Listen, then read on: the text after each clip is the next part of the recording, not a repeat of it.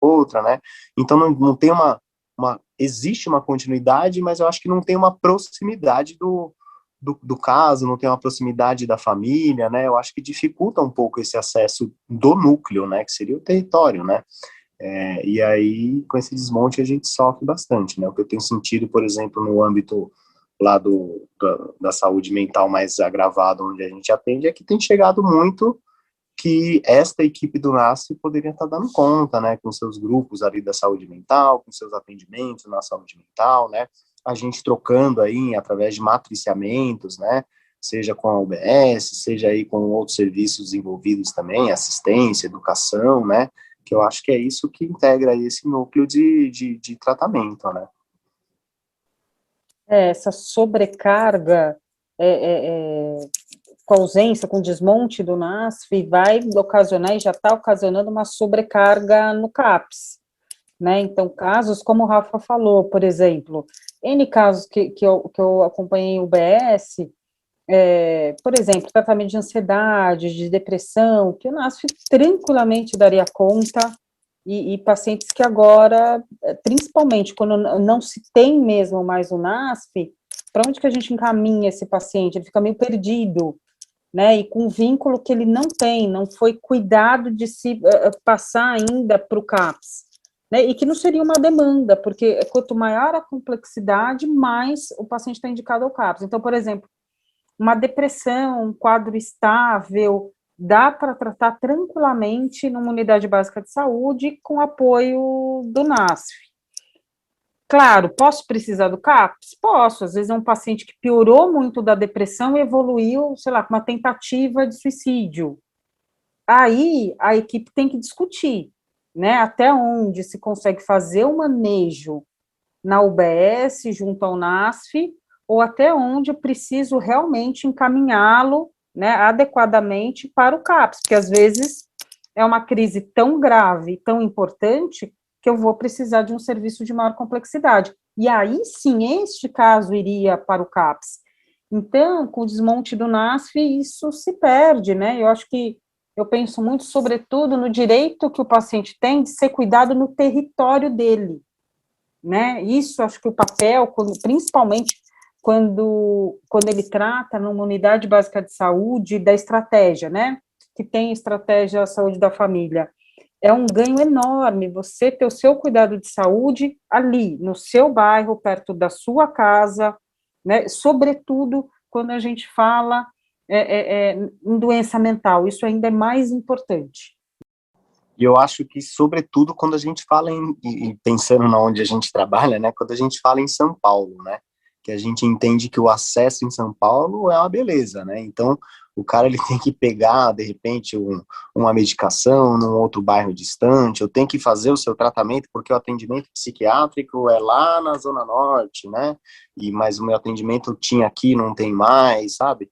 Então, isso prejudica o acesso, né, e aí a gente vê muita evasão. Verdade, e o paciente psiquiátrico ele já tem uma coisa de ter que peregrinar para fazer o tratamento, né? Às vezes ele até faz o tratamento próximo no território, mas a medicação é do outro lado da cidade. Daí se consegue a medicação no lugar próximo, é um exame que ele tem que ir para muito longe. Então, sempre é um desafio, assim, né? E eu fiquei muito chateado com esse desmonte do NASF, porque era uma proposta, um trabalho realmente efetivo, né, que eu falo que para muitas UBS foi o além do multi, eu falo que é o interdisciplinar, multi é ter um de cada, né, então eu tenho o psiquiatra, que é incrível, eu tenho o psicólogo, eu tenho a fono, e tá tudo certo. Mas o trabalho fica mais rico e mais efetivo quando eu faço atendimento inter, né? Então, só acho que para ilustrar, né? O multi. Olha, eu atendi e vou encaminhar aqui para o Rafael, que eu acho que é alguém que pode se beneficiar do serviço dele, né? Do atendimento dele. Isso é multi. O inter, eu já tenho um vínculo com o paciente. E daí eu falo, olha, tem o Rafael, ele é musicoterapeuta, ele pode te ajudar muito. E aí a gente atende junto, a gente marca um atendimento junto. Isso é inter. E isso é muito importante para esses pacientes, né? Dá muito mais potência a esse trabalho. Em rede a gente trabalha bastante, né, Cláudia? Na questão inter, né? Então a gente faz atendimento compartilhado, né? Até por esse desmonte desse núcleo que a gente entende que fragilizou o nosso sistema, né? E aí a gente faz bastante mesmo, né? Até pensando em processos de reab também, né? A gente consegue fazer bastante essa troca, né? O que dificulta é isso, né? Que às vezes o profissional não vai estar lá para fazer o compartilhado com você, né? E com o usuário ali, com o território, né? Então fica difícil. E aí você estava falando aí, eu devaneei um pouco aqui, né? De ir até longe sempre para pegar esse medicamento, para fazer esse tratamento, né? E aí eu voltei um pouco na discussão que a gente estava tendo aí do estigma, né? Do usuário. Por que sempre tem que ser longe, né? Até escrevi no papel aqui, por que longe, né? E aí, por isso que eu falei que eu devaneei, aí eu voltei no livro lá do Holocausto Brasileiro, e aí o pessoal mandava o povo para longe, lá para Barbacena, de trenzão, e vamos que vamos, tem que ser longe, né? Então, por que a saúde mental sempre tem que estar distante, né? Por que tem que ter essa velada sempre na saúde mental, né? Então, eu acredito hoje que as coisas estão muito mais expostas, né? Mas é isso, né? Eu acho que a base do nosso muco ali, que a gente precisa soltar ele bastante, né? Que seria esse desafio, é essa desmistificação mesmo da saúde mental, né? Eu acho que quando a gente começar nesse processo desmistificado aí, a gente consegue evoluir para muito mais coisas, seja no não desmonte de alguma equipe, né? Seja de um hospital psiquiátrico que seja efetivo no seu tratamento, né? Seja aí na criação de novos serviços para medicalização e terapia. Eu acho que quebrando esse tabu aí do que é a saúde mental, que eu acho que a gente não está muito longe, segue muita coisa.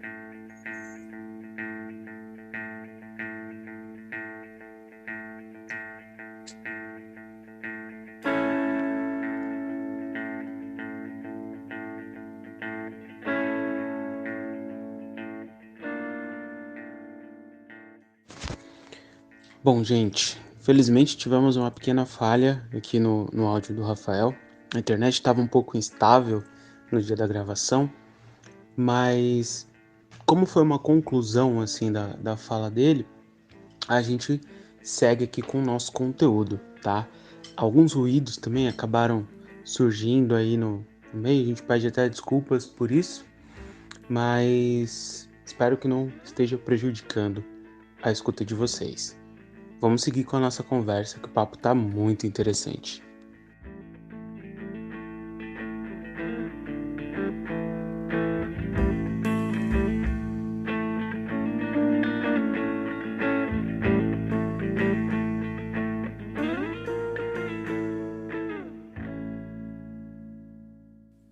Muito bom. Vocês trouxeram discussões importantes, ou seja, vocês aprofundaram sobre a questão dos desafios. Eu achei interessante o olhar de quem está na atuação. Isso é sempre importante, né? Tem um cara, Frei Beto, enfim, ele diz que a cabeça pensa onde os pés pisam, né? E, de fato, vocês falando assim, eu começo a imaginar sobre o trabalho de vocês. Mas ainda gostaria que se vocês pudessem aprofundar, vocês trouxeram na fala de vocês que alguns dos desafios são o estigma, né, que as pessoas têm em relação à saúde mental, o próprio desconhecimento, né, o próprio entendimento que é a loucura, né, e mais recentemente, no dia 18 de maio, né, comemorado não, né, mas é um dia de luta, né, a luta antimanicomial, que também traz essa discussão em tona, né, que é a questão do direito da pessoa, enfim, que está na questão da saúde mental. Então, gostaria que vocês pudessem discorrer um pouco mais sobre isso, o que vocês enxergam, por exemplo, dentro desses mitos, né, que as pessoas enxergam em relação à saúde mental. Claro que lá na faculdade, quando a gente está estudando, né, tem um início bem conturbado aí da saúde mental e, enfim, olhar para aquelas pessoas como pessoas que receberam algum espírito, alguma coisa nesse sentido, né, e não enxergando do ponto de vista médico mesmo, né, que tem uma questão da saúde ali que está comprometida nesse caso, né. Então, se vocês pudessem trazer, então, mais sobre essa questão dos mitos, quais são esses desconhecimentos que as pessoas têm, esses estigmas ainda que existem, enfim. Gente, mito é uma coisa que não falta, né, na saúde mental, na psiquiatria, né? Eu já vi histórias de todo tipo.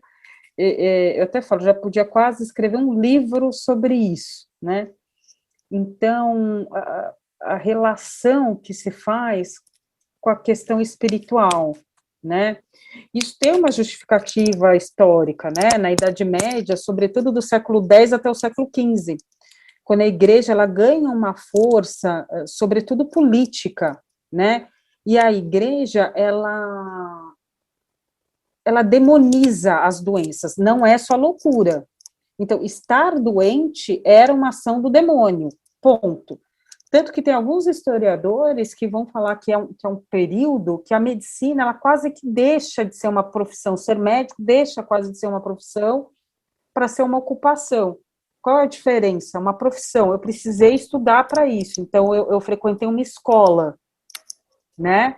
E ocupação, passado de pai para filho. Então, muitas escolas médicas fecham na Inquisição, né? E por que o médico ele vai perder esse prestígio? Porque se a doença é causada pelo demônio, por que eu vou chamar um médico?